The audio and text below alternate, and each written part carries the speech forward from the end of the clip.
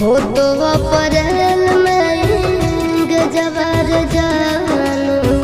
हो तो अप्रैल में गजबर जानू मई में हो तो महर जवार जानू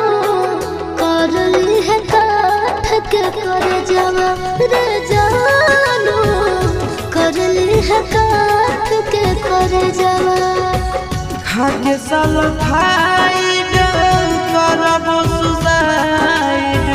पढ़ली है पेपर में खबरवा